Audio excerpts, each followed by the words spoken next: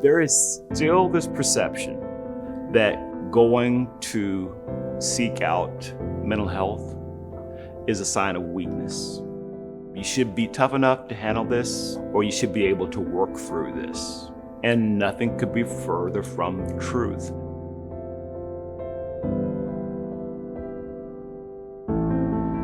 Sometimes we have difficult experiences that change what we believe about ourselves and the world around us. And all of us have those experiences.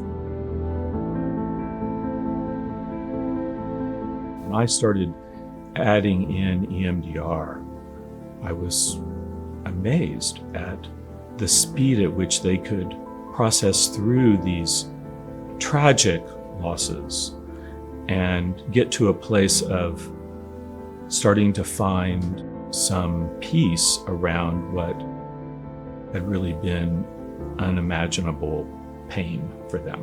Sometimes people will say, well, I wouldn't need EMDR because I don't have these huge, horrific things that happen to me. Some of those traumas are not people shooting at you or car wrecks. For example, if you're in 6th grade middle school and you're reading a book report and everybody's laughing at you because you have horrible acne, that's a trauma. EMDR is useful and appropriate for people across the lifespan, multiple presentations, multiple kinds of struggles, multiple types of abilities. I've found it to be an extremely successful choice for just about anyone who walks in the door.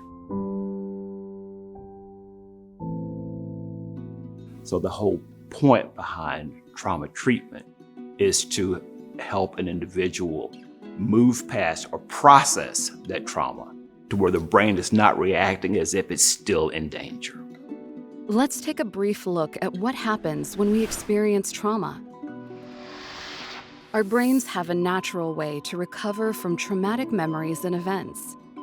This process involves communication between the amygdala, the alarm system for stressful events, the hippocampus, which assists with learning, including memories about safety and danger, and the prefrontal cortex, which controls behavior and emotion. While many times traumatic experiences can be managed and resolved spontaneously, some experiences may not be processed without help. Stress responses are part of our natural fight, flight, or freeze instincts. When distress from a disturbing event remains, the upsetting images, thoughts, and emotions may create feelings of being overwhelmed, of being back in that moment, or of being frozen in time. EMDR therapy helps the brain process these memories and allows normal healing to resume. The experience is still remembered, but the fight, flight, or freeze response from the original event is resolved.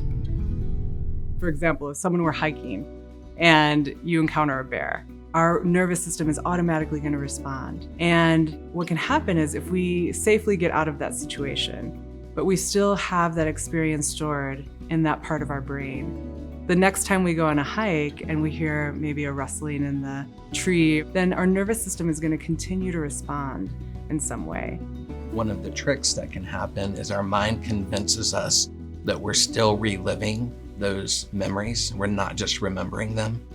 Trauma and unprocessed painful experiences from the past is not a psychological thing. It doesn't mean that someone is weak psychologically.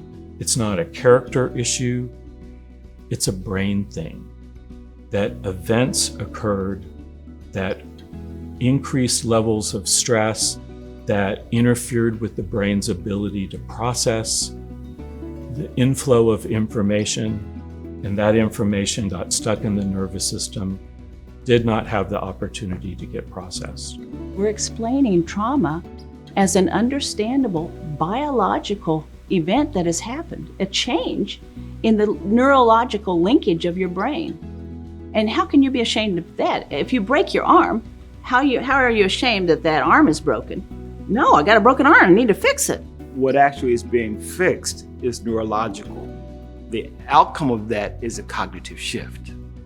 Is that you don't actually believe that you are helpless anymore. Once a client comes to a session and has completed history taking, then typically we identify the memory that we want to reprocess, any negative beliefs related to it. Those negative beliefs might be, I'm not safe, I'm not worthy, I don't have value in relationship to other people. And once we identify that negative belief and the distress related to that target memory, we also look at what could be a positive belief that we move toward. So folks think about this memory, and then we guide them through a series of sets of rapid eye movement, just 30 seconds. It allows the brain then to process small chunks of it at a time.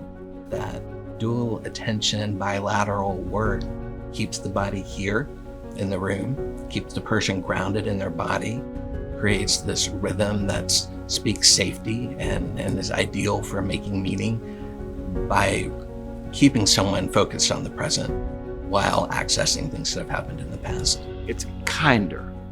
It's this gentler way of treating trauma than having to open old wounds and stare at them until one of you blink.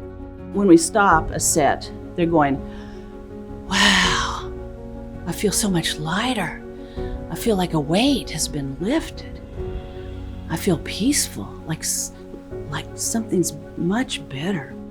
One of the things that I most commonly notice at the end of a successful EMDR session is a child who just feels more understood and more seen and more cared for, and they just have a different presence in their eyes.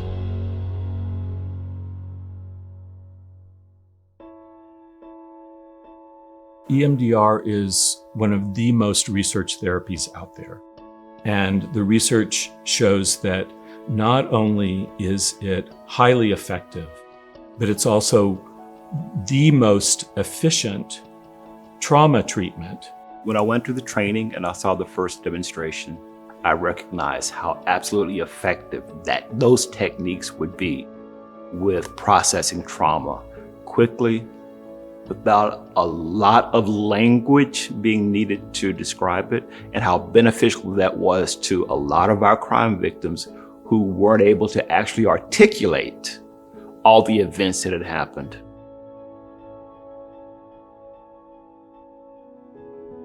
EMDR therapy is proving effective in some of the most acute trauma scenarios. And because it is a proven, evidence-based approach, a growing roster of mental health organizations promote and support the therapy.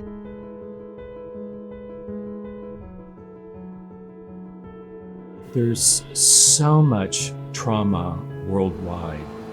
And here it is that we have this ability to so effectively and efficiently treat trauma. The question is, how can we make it available? How can we give people access to it? What I love and the work that I get to do is watching someone come into contact with a part of themselves that's previously only been confusing and disorienting, and all of a sudden find mastery over how to make meaning about that experience or that character trait or that memory. What a wonderful thing to witness. I feel so lucky to be able to do EMDR. The feedback that I get from clients who have really gone through the process of EMDR and able to complete EMDR therapy is that their lives are transformed. I never thought there would be a breakthrough like that in my career as a psychologist.